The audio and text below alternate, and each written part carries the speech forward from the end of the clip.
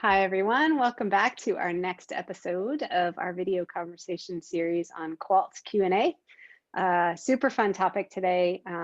Really timely topic, I think, for a lot of post-COVID digital experience, which is who is WEVO best fit for? And specifically, we're spoiler alert, we're going to be talking about high consideration purchase journeys. And my guests today are Ramsay and Stephen. If you've gotten to see their previous video, you'll love this one even more. And if you hadn't, I'd recommend you check that one out as well. And I will let these great guys give their intros. We'll jump into that. Stephen? Great. Jenny, thank you so much. Yeah, I'm Stephen Shyne, co-founder and COO of CXperts. We're a consultancy focused sharply on interactions that brands have with their customers across their many varied digital touch points, but typically around the ones of their owned web properties or mobile apps. So we're very versed in all things UX, CX, CRO, and are very happy to be talking with you again. Thank you again for having us. Our pleasure. And Ramsay, you want to jump in? Sure. So Ramsay Crooks, other co-founder and CEO of CXperts. And I think Stephen covered it. So we'll just jump right in. Sounds like a plan. So this topic really came up because you guys mentioned to me recently that you've really seen a particular question sort of popping up over and over again for UX insights work and engagements. And that's specifically like, where do I start? So I'd love to just start and hear from your perspective how you answer that question. Sure. So you could say, where do I start? Well, let's start. It's definitely a question we get a lot, especially when it comes to activities that take a bit more thinking and strategy, qualitative, certainly in mind, usability, UX, and so on. Our approach is to first go broad. We'll look at the overall user flow to understand usage across that customer journey and where there are areas of friction, frustration, or we have ideas where we could start. That's generally where we're going to want to kind of dive in first.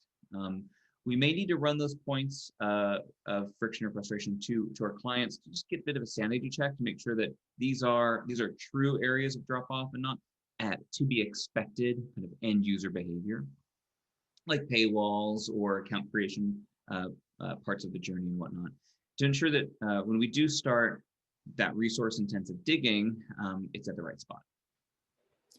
And then I would just add to that, kind of on Stephen's last point, we make sure to align our activities to the client's business KPIs or goals. So thinking about a content-driven approach where one client's website's blog may or may not be as valuable as another's, just depending on the service being offered and let's say their emphasis or investment on or expectations around what they're putting toward a content-driven approach. So I think it's just crucial that we make sure to get a lay of the land from as many perspectives as we can up front so that we can really put a focus on the user. Yeah, that makes a ton of sense. I know we've talked a bunch before about that user centricity being the real value tie, so that tracks. You also told me lately, and back to our spoiler alert at the beginning, that you've really noticed a particular kind of client industry that's a particularly good fit for insight-led optimization. Could you talk a little more about that? Absolutely. Yeah, we've seen over and over that specifically on websites that are e-commerce driven or direct consumer driven and have product detail pages where the products themselves have a very amount of high consideration. So there's a lot of need for consumption of content. There's a lot of parity and sort of building against a case for this being the right decision, right justification. That's where we're going to see a lot of friction, and therefore where something like WEVO would be a perfect application. Again, this could be e-com or other high consideration consumer products or services. So a very expensive individual item or a family purchase where you might have multiple decision makers or influencers on that decision. Something with a lot of personal investment might also be accompanied by a higher consideration cycle. I'm sure this isn't like knocking you out of your chair right now, right? Like what more thoughts, more decision-making. So it's not big news, but these high price, high stakes purchases are critically important to get right. The right amount of copy, a balance of copy and images, relevant features and benefits, additional details, and related products, various companion products as well. All of those would make sense and are part of a larger kind of story. I like to think of it as a space where both the customer and the marketer, in this case, the website, have to work a little bit harder or spend a bit more time together before it becomes clear there's a mutual fit and the customer can then take the next steps to purchase. Yeah, that makes a ton of sense. I think, we obviously share the goal of how do we work smarter, not harder, but certainly where there's a really complex journey and a sophisticated thought process that has to go behind it and more layers, then that definitely, I think, aligns. Let's get really tactical. Could you talk about some specific examples of some of these high consideration purchases? Let's get sticky. Absolutely. One of the kind of top of mind is the baby industry. It's a multi-billion-dollar industry full of lifestyle change. That's right there. Patterns of consumption are being upheaved. There's a lot of sleep-deprived parents out there, and specifically first-time parents are really confused about how to navigate this space. There's just no amount of preparation that's possible. So there's also no amount of content that's like the limit when it comes to what is right for my baby. So when thinking about things like cribs, even lower tiered, but even especially thinking about very expensive cribs, bedding, strollers, bottles, bottle washers, baby food making machines, all of these things come with sort of a lot of mental tax that the end user can't get enough of. Is this the right use for me, for my family, for my applications? Is it going to make my life easier? Can we answer all of that on one PDP? Let's find out. Let's ask the users, and not just a small set, but let's ask a number of users in quantity to help fill in the gaps where the content might be confusing, clear, frustrating, flow state. That's definitely kind of top of mind, one of the first examples. But I think, Ramsay, you had another one too, right? Yeah, and I thought it was funny. Jenni, you said, let's get sticky, and Steven jumped right into babies. So perfect example there. I think another one that maybe is less sticky, but a good example in that high consideration set is like travel and tourism. So, the product detail page on a tour, for example. We worked with several brands in the tourism space, and in usability studies, we get feedback, as detailed as, which direction, like compass direction, are the hotel rooms facing? What's the thread count on the linens or sheets? So it can get extremely detailed, and we kind of have to, balance that. But I think other areas that come to mind are like lead generation in higher education or vocational education. Those are huge investments for the customer. Medical devices. So I think, to Steven's prior point, these are all representing that high price points or higher consideration, high stakes purchase decision. Yeah, I think during COVID, we've all seen that the high consideration of travel, right, gets even more complex. And forget about thread count right now. Like, tell me if you're going to have me disinfect my shoes and everything that goes along with it. Where's the testing facility on site? So that definitely makes a ton of sense. And then certainly babies are complex. So I think we can all align to that. Sorry to all the second babies out there that are less high consideration purchase journeys, I guess. That's great. So, you mentioned that traditional usability studies can often be tricky because you're sort of left unsure and you're hearing from a handful of high demanding individuals, the squeaky wheels, right? And with WEVO, you are able to get that insight and feedback from hundreds of users per page or per step in that journey. So that definitely makes sense to us. That's what we believe as well. But the context that you're describing is really helpful. Exactly. Yeah, we've seen that, and we've gotten that question from clients after conducting usability studies. Is this statistically significant? How are we able to know and shake out if these are kind of those vocal minorities? I think that's the perfect way to put it. And it's also a good way of us be able to gather those insights en masse and shake out some of the wants that people might be expressing versus the needs that they're expressing when it comes to voice of customer feedback. I love that. My brain's going racing with product ideas around wants and needs. That's cool.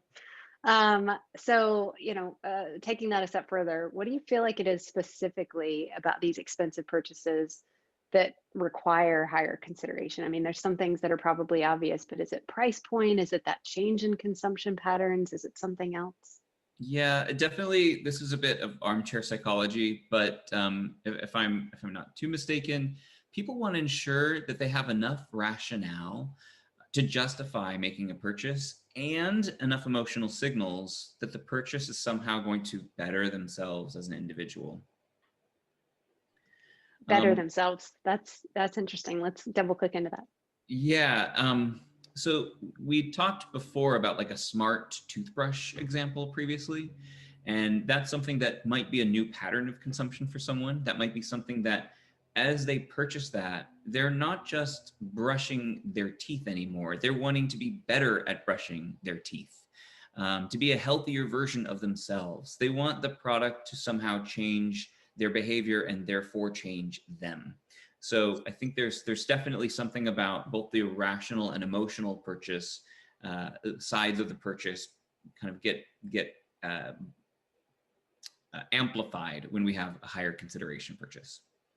Right. So it's certainly not, let's say, a coffee or paper towel renewal subscription on Amazon or Walmart.com. I think these are those, bigger, maybe slightly bigger, but bigger investments that carry an expectation of bigger change for the purchaser.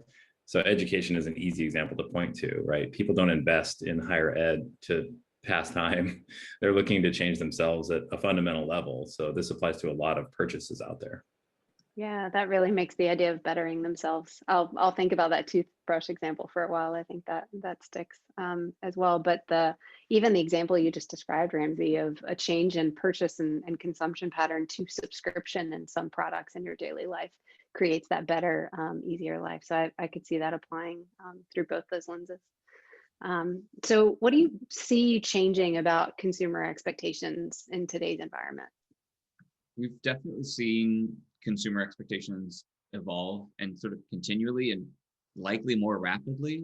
And that's why we at CXperts and the overall broader UX community recommend fairly regular, maybe even annual usability and other kind of voice of customer feedback testing. An example of this is we worked with a client before, and they had in-store kiosks, and we'd conduct customer interviews where we would intercept users, people at these stores and ask about their likes and preferences and expectations on their overall experience. And from one year to the next, it was not too long ago, although the talking points and questions we'd ask were largely unchanged, we would uncover new insights. And specifically, this one time, we had a new insight pop up where the keyboard on the kiosk was not fast enough. They was a lot of mention of it being slow or sluggish, and that's the first time we heard it ever. And this is likely due to a shift in consumer expectations about how fast is, and likely kind of smartphone proliferation and increased interaction speeds on smartphones probably affecting other consumer interactions, wanting those keyboards to be snappier on other devices. I think that brings up a good point about just the constant optimization of consumer buying flows within, the leaders like the Amazons or Shopify's. Stephen and I have found ourselves on calls with clients saying Amazonification and Shopification more often than we'll ever. And I think it's changing consumer expectations because they're, becoming attuned to these familiar journeys and starting to see them as intuitive, even if they're actually learned experiences. So even in a high consideration purchase, it's not a bad idea to pull ideas and layouts from these more familiar experiences. So why reinvent the wheel, or the checkout process in this case? But just because, the checkout process for buying, let's say, a Tesla or a MacBook can be, made as simple as buying razor blades, it doesn't mean that the entire user journey is or should be as simple, especially on the high consideration side of things. You would think not. You would think it would be a different mindset to buy a Tesla than a razor. Awesome. So to kind of wrap us up, last question here: Do you see these insights and these type of insights being valuable for specific pages, the end-to-end journey, both? What's your take on that? Yeah, it definitely kind of goes back to Ramsay's point and why we mentioned in the beginning kind of product detail pages earlier. Not all pages serve the same sort of goal throughout the customer journey. And we mean that from both perspectives, from the marketer's perspective and from the end user's perspective. End users may be collecting information and trying to discover things earlier on, and then they move into more of a consideration and comparison phase, and then eventually kind of go into that checkout flow. And it's just a good reminder too that, you know, you can create a wildly different checkout flow, but most people are going to be on other checkout flows that are very similar. So if you deviate from the norm too much, in a way that is fancy or cool just to be fancy and cool, you might be doing yourself a disservice. If your site is marketing a product that is likely high consideration purchase, a lot of insight gathering goes throughout what kind of should be across all of that funnel, though, to understand, are we doing the best we can in discovery, the best we can in comparison, and the best we can in conversion. And I would Love say, it. oh, sorry, I just wanted to jump in. Yeah. I would say, particularly in that consideration process, when it is high consideration, right, it makes a ton of sense for that to be where a lot of this work is done. And we liken those pages in particular to sort of your best salesperson, so to speak. You know, there are a lot of really unique offerings, right? The Tesla versus razor blade example makes some sense. And so because so many of these more high consideration purchases are shopped online these days, there's a ton of opportunity there. And so there's a ton of insights that should be gathered to leverage those opportunities effectively for specific businesses and specific products.